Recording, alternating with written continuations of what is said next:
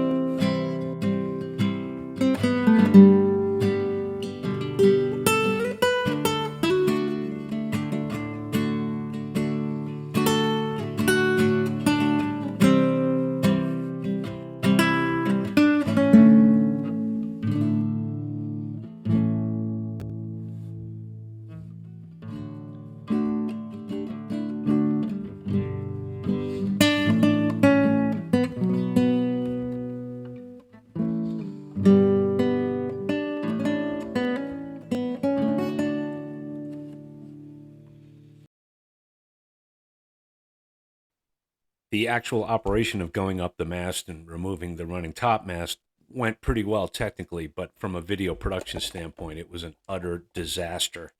I must have had the remote mic muted before I went up there. I didn't bring the camera up there to get a look. It would have been better than the shots I wound up with. And at some point, the GoPro decided to stop recording, so we don't see the very end of the procedure where the topmast comes down and is lowered to the deck. It turned out Hank didn't have the climbing rig that I thought he did, so I fell back on just hoisting me up to the top with the block and tackle for the throat halyard, at which point I could secure myself to the mast with another line attached to my harness and hopefully be able to reach everything to lower the topmast. By the way, I did have a safety in the form of a short piece of rope attached to my harness and wrapped a few times around the mast.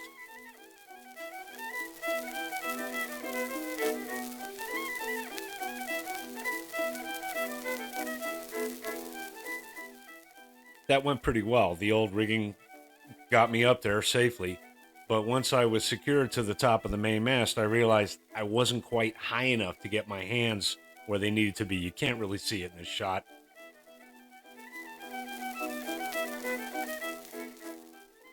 So it was time to come down and come up with a plan B.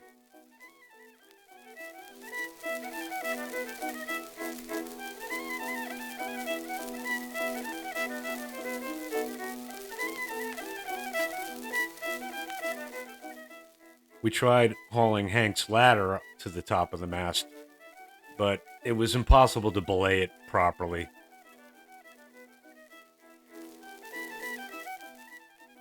So I decided to try with just a halyard again, only this time using the peak halyard for the main, which falls off a block that is a little bit higher up the top of the main mast. That worked pretty well. I was able to get in a position to do everything I had to do, including removing the fid that holds the topmast in place, rocking and rolling and shaking and trying to free up this topmast, which was kind of stuck in place, and easing the shrouds as it came down. Throughout this operation, Hank was on the deck on the heel rope, slowly lowering the topmast down. Unfortunately, I didn't get the whole thing on video here, but you get the general idea. You can sort of see the top of the topmast coming down. Once I got about halfway down, I had to slip, well, my plan was to slip the shrouds off the end of the topmast, but I wound up just cutting them.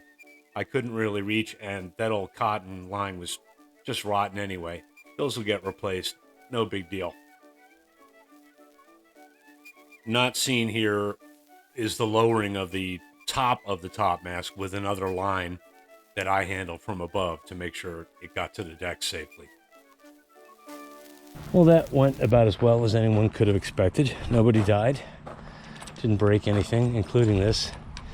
Although it looks like we got to her just in time. Look at this. Look at just how delicate that is. Amazing. I don't know if these are just flag halyards or what. I find it hard to believe that you'd have a stay attached to this, but maybe. We can figure all that out later. Yeah, I don't as yet have the rigging details, but it's pretty good. That's beautiful turning. I wonder how they turned that on a piece this long, or it might be spliced somewhere. Pretty cool. But yeah, the finish is pretty heavily degraded. We got the usual checking. This is the lashing where the shrouds, those inner shrouds, landed on. There's a giant wasp. We'll try not to bother him. It's pretty dirty. I'm going to throw this on top of the van and take it home with me and refinish it in the garage along with the gaff. But it's not too bad except for the bottom end. I've got some little problems with the bottom end. We got definitely some punky rotten wood. These two cheek things, they're basically done. This is spongy. Well, I have time to worry about that later. It's certainly not urgent. I can take my time sorting this out. But you can see how this worked. Oh, I put the fid inside the bow. The fid is basically just a blade of teak that was just shoved in there in that slot. And no doubt rainwater's just been making its way in here. The actual rope that you raise and lower it with, the heel rope, went through here. I didn't even notice this before. There's a nice bronze plate on there. But it's super light. It's thick as spruce. I mean, it's, I don't know, 25 pounds maybe?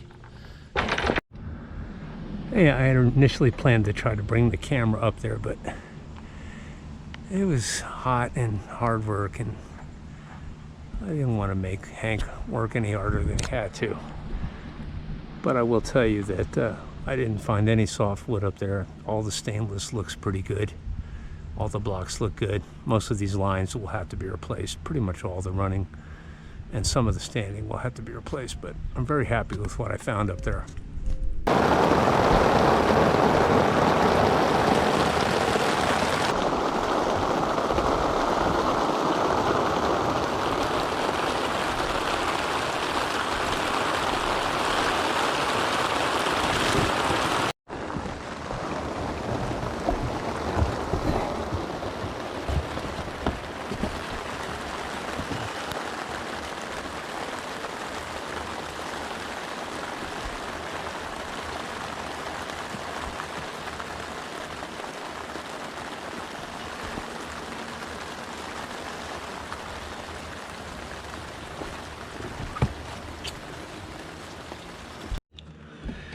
Well, it's Sunday now. It's about 1 p.m. already.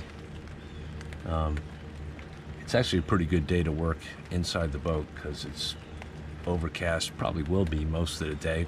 We just had a little rain. Probably going to have some more.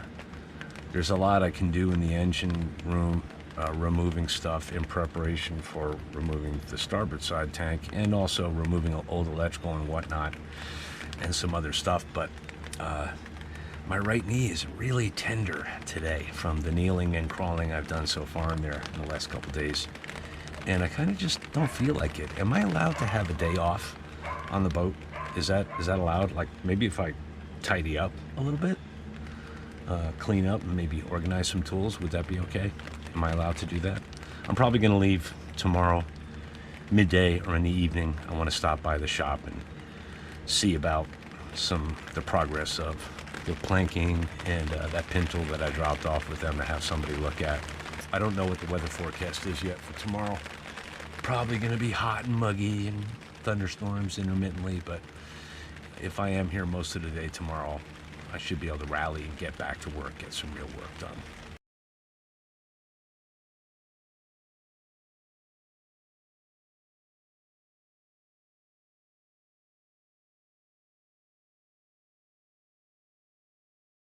Got the gaff and the topmast here in the garage. Kind of getting set up to do some work on those. Well, looking at this closer, it looks even worse. Sounds familiar, doesn't it? There's a lot of rotten wood here. I'm hoping that I need something to poke this with. Yeah, these two cheap pieces will be simple enough to refabricate. I mean, look at that. Which they're gonna have to be. This one, yeah, I would say both of them. But the problem is here. This whole chunk of it, half of it anyways, shot.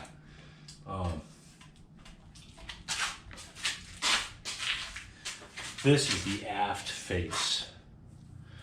The actual main mast came up to about, well, you can't see it, I'm out of camera, came up a ways. That protected it somewhat, but this side was completely exposed to weather. And it's bad.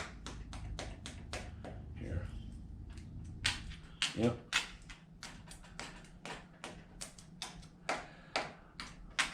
It's just going to turn into a major side project.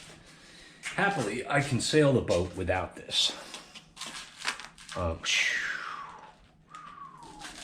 Wow. So I can take my time dealing with this. For now, I'm probably, am I going to do that today? Maybe. I'm going to hang this from the ceiling here in the garage out of harm's way until I can, well, until I'm done with the more urgent things. As for wood to replace this, I don't know. I don't know if I can splice a piece in there. I'm gonna have to look into that. Otherwise, I need a 19-foot 6-inch piece of Sitka spruce. I don't have one handy. The overall length is 19.6. For an air draft, meaning with this thing standing from the tip of it to the waterline, that's going to put me at about 36, or just over 46 feet from the waterline. But I do have the jib boom, which I believe is Sitka spruce. It might be Doug fir. I got to check that. I can use bits of that, I guess, to try to repair this. Wow. I don't have a proper scraper here at the house. Believe it or not, they're all down at the boat. Gnarly. What's holding this together right now is the plate on the end. All the stuff I need to take that off is on the boat too. But this is going to be a side project. This might be a this winter kind of project. I can feel it. But I would like to take this off so I can see what's above this slot. It's pretty well rotten. I don't even know what these were fastened on with originally.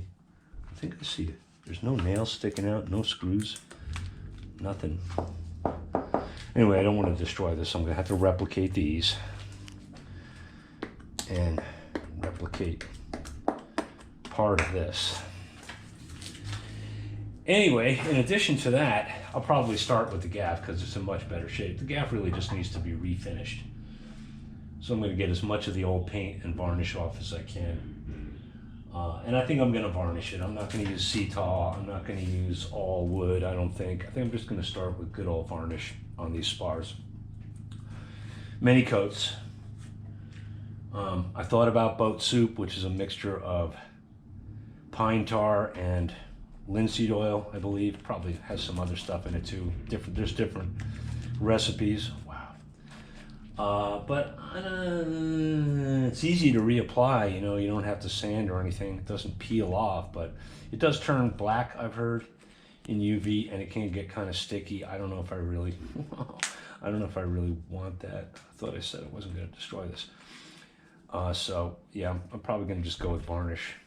I have quite a bit left in that can that I started doing touch-up with.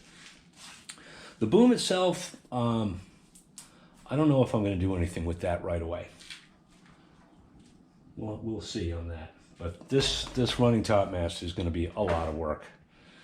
to make it right. And yeah, I'm probably going to cut up that jib boom. I got no other use for it. I thought about giving it away or selling it. I had a couple people who were interested in taking it off my hands, but I think I'm going to hang on to it and use it for stuff like this. Heaven forbid something happens to the gaff or the boom and I have to, scarf in a repair. It will be very handy to have that chunk of wood, of nice clear wood. But this is almost a lost cause. I could probably go all the way through that. Damn, wow. I kind of want to get into this today, but I don't have all the tools with me and I don't really have time. I got other stuff to do today. I got a big day of work tomorrow. And then I'll be back in the boat for a couple of days doing more urgent things.